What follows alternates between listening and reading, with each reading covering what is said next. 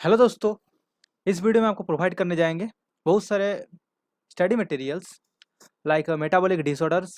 आपका क्रोमोसोम अगर इम्बैलेंस हुआ तो किस तरह का डिजीज़ होता है, और इस नोट से कौन कौन सा पर्टिकुलर मेन चीज़ आपको पढ़ना चाहिए वो भी बात कर देंगे अभी इस वीडियो में। और जितना भी नोट्स है आपको पता है कि हम डिस्क्रिप्शन में उसका लिंक देते हैं, लेकिन डाउनलोड करने के पहले एक बार जो वीडियो है उसको देख लीजिएगा कि कौन-कौन सा पोर्शन आपको ज़्यादा फ़ोर्स देना है। क्योंकि स नोट्स बनाने के बाद भी हम बहुत सारे जगह में ज़्यादा फ़ोकस देते हैं क्योंकि वहाँ से क्वेश्चन ज़्यादा आता है। तो शुरू करते चलिए। तो प 3 नोट एक्सप्लेन एक्सप्लेन करेंगे इसमें। तो पहला जो है एक्सट्रीमोफाइल्स, मतलब कि जो तरह का माइक्रो ऑर्गेनिज़्म एक्सट्रीम कंडीशन में ग्रो करता है या अपने जीवन को रखता है वहाँ पर एडॉप्ट करके। तो जैसे आपका हो गया बहुत सारे माइक्रोब्स, आर्कीबैक्टीरियाज़, वो लोग क्या करता है कि बहुत हाई टेम्परेचर में, हाई सैलिनिटी में, हाई डेप्थ में, हाई प्रेशर में रह सकता है। तो इस टाइप का माइक्रो ऑर्गेनिज्म को एक्सट्रीमोफाइल्स बोला जाता है। तो कभी-कभी नहीं यहाँ से क्वेश्चन पूछता है कि एक्सट्रीमोफाइल्स का आपका नाम पूछेगा कि अगर हेलोफाइल है मतलब बोलेगा कि कोई ऑर्गेनिज्म अगर हाई सैलिनिटी में ग्रो कर पा रहा है उसको क्या बोला जाता है। तो 4 ऑप्शन आपको दे देगा, वहाँ से आपको ढूँढना पड़ेगा। तो ये क्राइटेरिया आप देख लीजिए कि क्या कौन-कौन सा क्राइटेरिया यहाँ पर है। जैसे हेलोफाइल, हेलोफाइल मतलब क्या है कि हाई सॉल्ट कंसंट्रेशन में जो ऑर्गेनिज्म ग्रो पाएगा उसको हेलोफाइल बोलते हैं। फिर हेलोबैक्टीरियम उसका एग्जाम्पल्स है। एसिडोफाइल मतलब जो 0 से 5.5 पीएच तक अपने आप को ऑप्टिमम ग्रोथ में रख पाता है। एक होता है ग्रोथ दोस्तों, एक होता है ऑप्टिमम ग्रोथ। ऑप्टिमम मतलब उस पॉइंट में उस ऑर्गेनिज्म का मैक्सिमम ग्रोथ होता है। उसका एग्जाम्पल है सल्फोलोवास। एल्कलोफाइल, एल्कलोफाइल मतलब हाई अल्काइल कंडीशन में वो अपने को ग्रो कर पाएगा। देखिए दोस्तों, लिविंग कंडीशन अलग होता है, ग्रो करना अलग होता है। अगर आप यहाँ पर खा रहे हैं, बैठे हैं, कोई माइक्रोनिज्म माइक्रोनिज्म वहाँ पर बैठे हैं, खा रहा है और अपने आप ऐसे मतलब बैठे हैं, कोई प्रॉब्लम नहीं। लेकिन वो माइक्रोनिज्म अगर डिवाइड कर रहा है ना तो उसको ग्रो बोलता है। तो मतलब ग्रो कर पा रहा है। तो ग्रो करना और वहाँ पर रहने से डिफरेंस होता है। तो ये डिफरेंस आप याद रखिएगा। कोई माइक्रोनिज्म वहाँ पर है लेकिन ग्रो नहीं कर पा रहा है, इसका मतलब ये नहीं कि माइक्रोनिज्म मर गया है। माइक्रो ऑर्गेनिज्म वहाँ पर है लेकिन ग्रो नहीं कर पा रहा है। और एक होता है कि माइक्रो ऑर्गेनिज्म है, मटेरियल वहाँ से न्यूट्रिशन ले रहा है और ग्रो कर रहा है, वो अलग चीज़ होता है। तो एक होता है साइको, कभी-कभी ये ज़्यादा क्वेश्चन पूछता है कि ऑब्लिगेट एरोबिक्स के एरोब्स किसको बोला जाता है, उसका एग्जांपल याद रखना चाहिए आपको। स्यूडोमोनास होता है। फिर फैकल्टेटिव एनारोब्स और ऑब्लिगेट एनारोब, आपको हर क्वेश्चन में आपको मिलेगा कि इस टाइप का क्वेश्चन देता है। साइकोफाइल्स, साइकोट्रॉप्स, ये यहाँ पर कन्फ्यूजन होता है। साइकोफाइल एंड साइक्लोट्रॉप्स में डिफरेंस पूछा जाता है कभी-कभी, तो ये डिफरेंस भी आप याद रखिएगा। जितना भी लाइफ साइंस एग्जामिनेशन है ना, सीओ-सीईटी हो गया आपका, आपका लाइफ साइंस जेएनयू हो गया, आपका आईआईटी जैम हो गया, आपका टीआईएफआर हो गया, इस टाइप का क्वेश्चन लेकिन आपको पूछ लिया जाएगा। तो ये चीज़ आप अच्छा से याद करके रखिएगा, बार-बार रिवाइज़ कीजिएगा तो आपको हर चीज़ याद रहेगा, रिवाइज़ नहीं कीजिएगा तो भूल जाइएगा सब। 1 पेज का नोट है, अब 1-2 बार तो कर ही सकते हैं दिन में, कोई प्रॉब्लम नहीं है।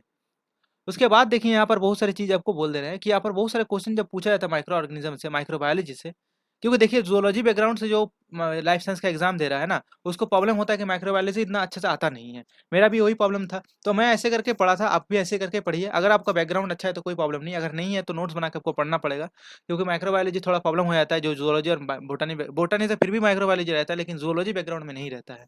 तो और यहाँ पर देखिए जैसे जाय डायज़ोट्रॉप्स किसको बोला जाता है, ओलिगोट्रॉप्स किसको बोलता है, मिथाइलोट्रॉप एंड मिथानोट्रॉप में डिफरेंस कभी-कभी पूछता है। मिथाइलोट्रॉप मतलब क्या होता है, as a reduce C1 compound as a sole source of carbon and energy. अगर C1 कंपाउंड की जो रिड्यूस कंपाउंड को अगर यूज़ करें एज़ अ कार्बन सोर्स, तो उस टाइप का ऑर्गेनिज्म को मिथाइलोट्रॉप बोलता है। और मिथानोट्रॉप किसको बोलता है, use to reduce methane as a source of carbon. अगर मीथेन को कोई कार्बन सोर्स की तरह यूज़ कर रहा है तो उसको मिथानोट्रॉप्स बोलता है। और वायरस जो होता है दोस्तों, वो ऑब्लिगेट इंट्रासेलुलर पैरासाइट होता है। कभी-कभी ये भी पूछ लिया जाता है, इसलिए हम नीचे लिख के रख दिए इसको। तो ये हो गया एक्सट्रीमोफाइल्स का आपका नोट, यहाँ से ये पढ़ना है।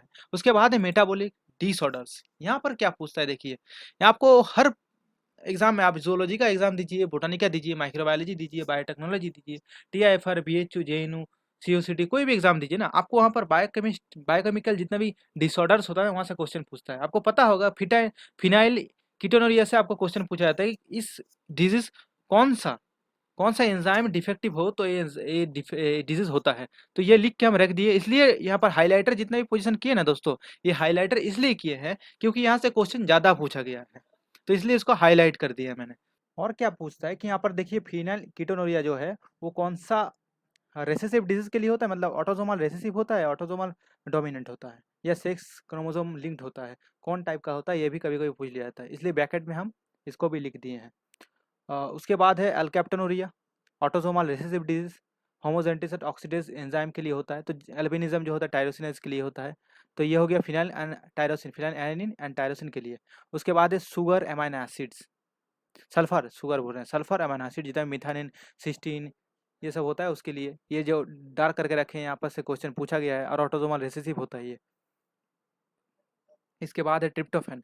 तो हार्ट हार्ट नुप्स डिजीज आपको पता होगा, कोई भी क्वेश्चन अगर आप 10 ईयर क्वेश्चन अगर सॉल्व करते हैं तो आपको पता होगा इस टाइप का डिजीज का क्वेश्चन आता है।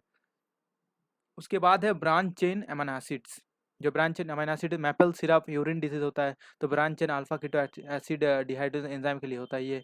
इसके अलावा ये तो हो गया आपका जितना भी मेटाबॉलिक डिसऑर्डर्स है, जितना भी एंजाइम से कौन सा क्रोमोसोमल डिजीज होता है, तो ये लिख के रख दिए, इसको एक बार दो बार रिवाइज करते रहिएगा डेली। उसके बाद है आपका एनिप्लॉयडी।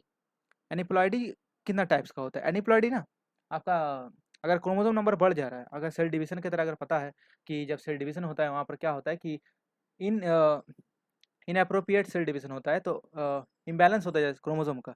तो एक तरह अगर 23 इधर जाना था तो हो सकता है उधर 24 चला गया। तो अगर 24 चला गया मतलब कोई भी एक होमोलोगस क्रोमोसोम का संख्या बढ़ जाता है।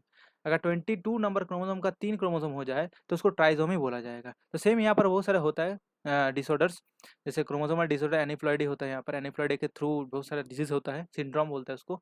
तो डाउन सिंड्रोम क्या होता है, 21 नंबर क्रोमोसोम में होता है और 47 क्रोमोसोम हो जाता है, और क्रोमोसोम एक्स्ट्रा होता है। और क्या क्या कैरेक्टरिस्टिक्स है जो जो बेबी होता है उसका क्या क्या कैरेक्टरिस्टिक हो सकता है वही सब लिखा है यहाँ पर। फिर एडवर्ड सिंड्रोम क्या होता है, ट्राइसोमी होता है पहला बात, 80 नंबर क्रोमोसोम एक्स्ट्रा हो जाता है और 47 क्रोमोसोम हो जाता है, इसको भी ट्राइसोमी बोलते हैं। पटाओ सिंड्रोम मतलब क्या होता है, यहाँ पर भी 47 क्रोमोसोम रहता है ऑर्गेनिज्म में, और यहाँ पर 13 नंबर 13 नंबर क्रोमोसोम का एक्स्ट्रा हो जाता है।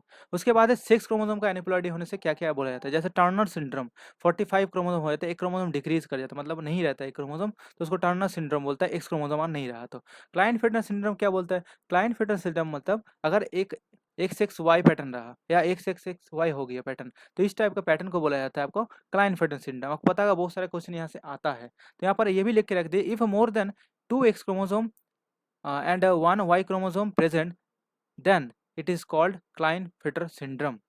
अगर मोर देन 2x क्रोमोसोम रहा एंड 1 Y क्रोमोसोम रहा तो उसको क्लाइनफेल्टर सिंड्रोम बोलता है। यहाँ से और एक क्वेश्चन पूछा जाता है कि बार बॉडी, कि आपको बहुत सारे पैटर्न दे देगा X X X X Y, अब आपको पूछेगा कि कितना बार बॉडी होगा, तो इस टाइप का क्वेश्चन भी आप थोड़ा तैयार कर लीजिएगा, ये सब टाइप का क्वेश्चन भी पूछा जाता है।